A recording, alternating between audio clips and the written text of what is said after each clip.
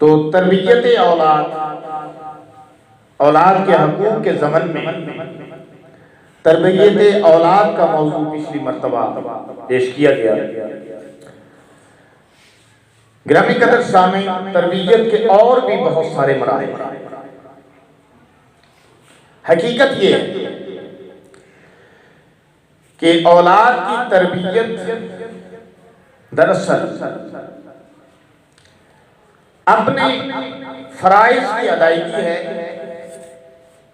اور کل کو اولاد کی طرف سے صلہ قلب اس کا ملنے والا۔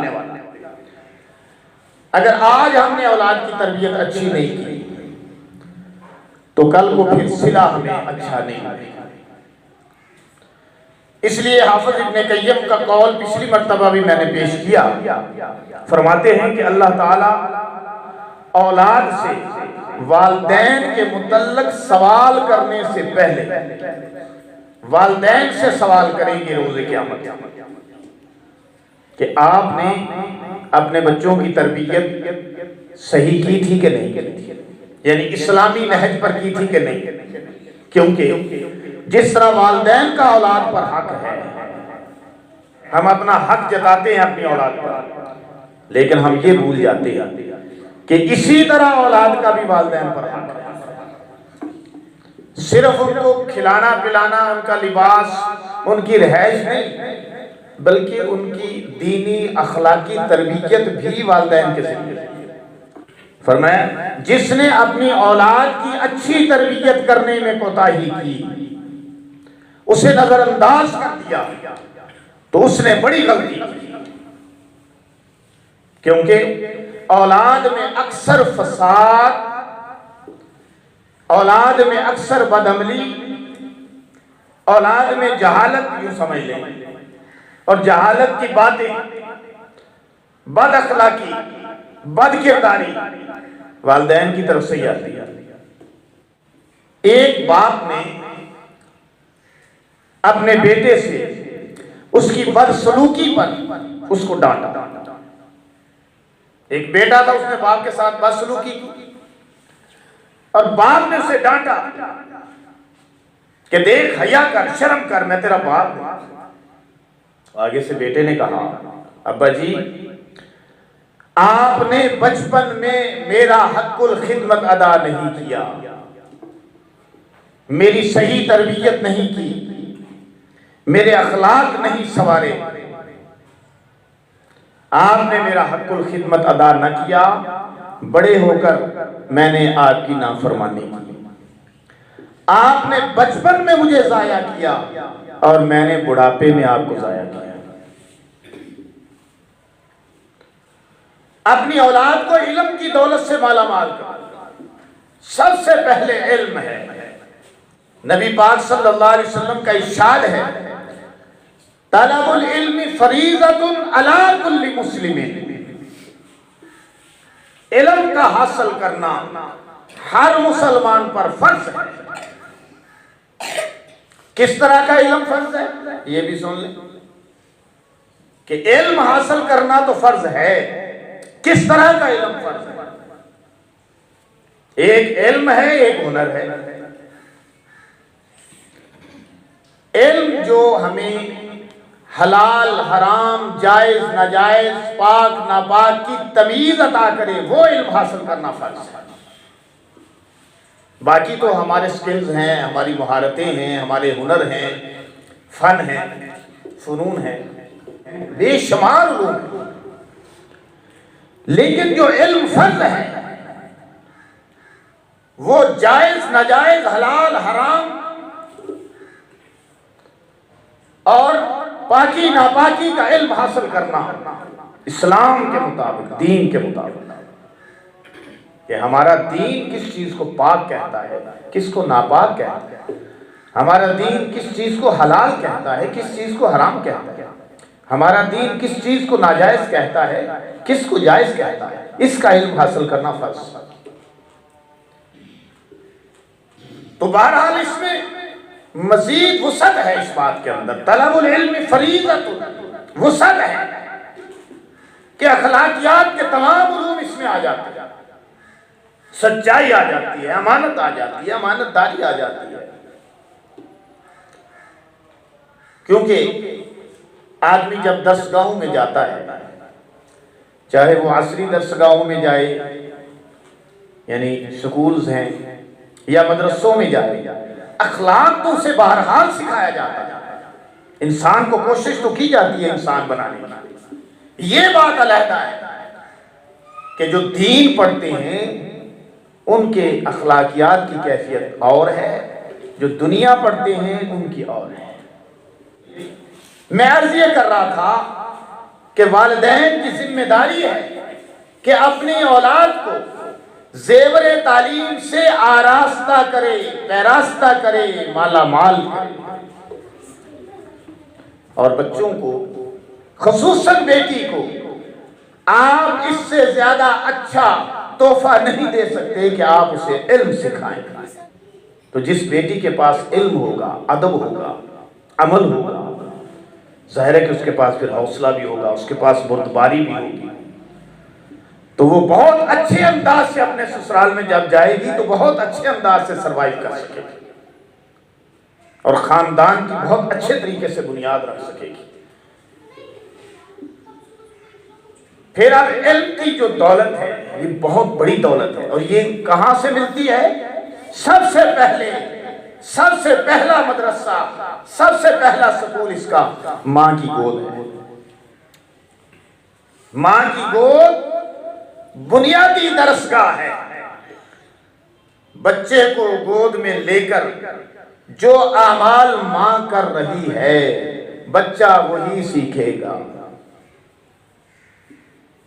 سب سے پہلی درسگاہ یہ، اور اس کے اثرات بچے پر مرتب ہوں گے. اگر اچھی باتیں کرتی ہے، سچ بول رہی ہے، اخلاق سے بول رہی ہے، تو پھر بچہ اخلاق سیکھے گا، سچائی سیکھے گا.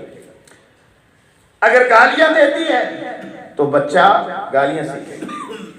اگر جھگڑا کرتی ہے اپنی ساس کے ساتھ، دیگر رشتہ داروں کے ساتھ، بہنوں کے ساتھ، خامند کے ساتھ، تو بچہ یا بچی ہے تو وہ جھگڑا ہی سیکھے گا. ماں کی گود سے اسے درس مل رہا ہے. اگر قرآن پڑھتی ہے، نماز پڑھتی ہے، تو بچے کے ذہن میں شروع سے آ جائے گا کہ میں نے بھی قرآن پڑھنا ہے، جو میری اماں پڑھتی ہے، جو میری اماں پڑھتی ہے وہی میں نے پڑھنا ہے. رشتہ داروں سے، پڑوسیوں سے، محلے داروں سے اچھا سلوک کرتی ہے، اخلاق سے بولتی ہے، اس کا بچہ بھی اچھا ہی بولے گا، اخلاق سے بولے گا، جھگڑا نہیں کرے گا. معاملہ فہم ہے، باپ کو بھی ملا لے ساتھ تو بیٹا بھی معاملہ فہم بنے گا. لہذا والدین کو اپنے بچے کے لیے رول ماڈل بننا ہے، رول ماڈل بننا ہے، نمونہ بننا ہے. اب والدین کے اندر بہت ساری بری عادتیں ہوتی ہیں، اولاد میں وہی آ جاتی ہیں، اچھی عادتیں ہیں وہی آ گئی. پھر کیا کریں؟ لہذا اس بات پہ سوچیں کہ جب آدمی کی شادی ہو جاتی ہے، اس کے بچے ہو جاتے ہیں، تو والدین کو، ماں کو بھی، باپ کو بھی، دونوں کو اپنی زندگی کا از سرے نو جائزہ لینا ہے اور اپنے بچوں کے لیے ان عادتوں کو چھوڑنا ہے جو ان کے اندر غلط عادتیں ہیں، تاکہ ان کے بچوں پر اثر نہ پڑے. ہے تو بڑا مشکل کام، لیکن اپنے بچوں کے لیے چھوڑنا پڑتا ہے. بعض لوگ کرتے ہیں، ایسا ہوتا ہے. بعض لوگ پھر اپنی زندگی کو ڈھال لیتے ہیں. بچی پیدا ہوئی تو باپ کی نظروں میں شرم اور حیا آ جاتی ہے کہ یار میری بچی ہے، اب میں دوسری بچیوں کو، دوسروں کی عورتوں کو تو نہیں دیکھوں. اس کے اگر حیا نہیں آئی کہ اس کے گھر بچی پیدا ہو چکی ہے تو پھر ظاہر ہے کہ وہ بہت ہی گرا ہوا انسان. اپنے بچوں کے لیے ہی صحیح ہے، اپنے بچوں کے لیے ہی جب رذائل اخلاق کو چھوڑ دے گا، بری باتوں کو چھوڑ دے گا، تو اس کی اپنی زندگی پر اس کا اثر پڑے گا. پھر بچوں کے سامنے میاں بیوی لڑتے ہیں جھگڑتے ہیں، یہ عام گھروں کا معاملہ، عام گھروں میں لڑائی جھگڑا ہے، بچوں پر اس کے بہت زیادہ منفی اثرات پڑتے ہیں۔ ساس نو کی لڑائی ہو رہی ہے، درانی جٹھانی کی لڑائی ہو رہی ہے، اور جناب خامند کے ساتھ لڑائی ہو رہی ہے، گالم گلوچ ہو رہا ہے، دھینکا مشتی ہو رہا ہے، مار کٹائی ہو رہی ہے، تو اس گھر سے پرورش پانے والے بچے اچھے مسلمان، اچھے انسان نہیں بن سکتے۔ ہاں اللہ بنائے تو اسپیشل کوئی انتظام اللہ تعالیٰ کسی کے لیے کر دے تو ڈاکوں چوروں کے گھروں میں بھی اچھے لوگ پیدا کر دے، عالموں کے گھروں میں ظالم پیدا کر دے، وہ اس کی مرضی ہے۔ لیکن ماں کی گود، والد کا صحن جو اس سے سیکھے گا بچہ، وہی 99% باہر کردار ادا کرے گا۔ پیران پیر عبد القادر جیلانی رحمت اللہ تعالی علیہ، ان کا واقعہ مشہور ہے کہ جب وہ مدرسے جا رہے تھے پڑھنے کے لیے، ان کی ماں نے ان کے کپڑوں میں، قمیص میں جو ہے وہ پیسے رکھ دیے تھے خفیہ طور پر۔ ڈاکو نے گھیر لیا، جب ان کی تلاشی لی تو کچھ نہ نکلا، کچھ برآمد نہ ہوا۔ ان سے پوچھنے لگے کہ تمہارے پاس کوئی چیز نہیں ہے، تمہارے پاس سے تمہارے پاس سے تو کچھ بھی نہیں نکلا۔ تو شیخ عبد القادر جیلانی نے فرمایا کہ میں جھوٹ نہیں بولتا، میری ماں نے مجھے جھوٹ بولنا نہیں سکھایا۔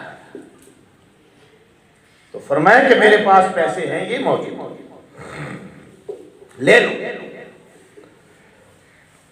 آپ کے اس طرز عمل سے جو آپ نے ماں کی گود سے سیکھا تھا، آپ کی سچائی سے جو آپ نے ماں کی گود سے سیکھی تھی، آپ کے اس اخلاق سے جو آپ نے ماں کی گود سے سیکھے تھے، آپ کے اس کردار سے جو آپ نے ماں کی گود سے سیکھا تھا، آپ کے اس افکار سے جو آپ نے ماں کی گود سے سیکھے تھے، سارے ڈاکو جو تھے وہ مسلمان ہو گئے، راہ راست پہ آ گئے۔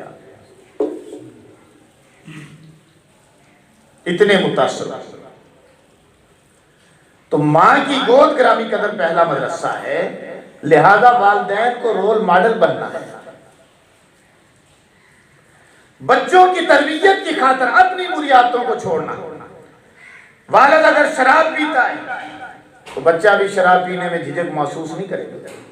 تاش کھیلتا ہے، بچہ بھی کھیلے گا۔ جوا کھیلتا ہے، بیٹا بھی جائے گا۔ نشہ کرتا ہے، بیٹا بھی کرے گا۔ سگریٹ پیتا ہے، بیٹا بھی کش لگائے گا۔ تو کیا خیال ہے، اس کی بری عادتوں کے اثرات، والدین کے برے اثرات بچے پر آئیں گے کہ نہیں آئیں گے؟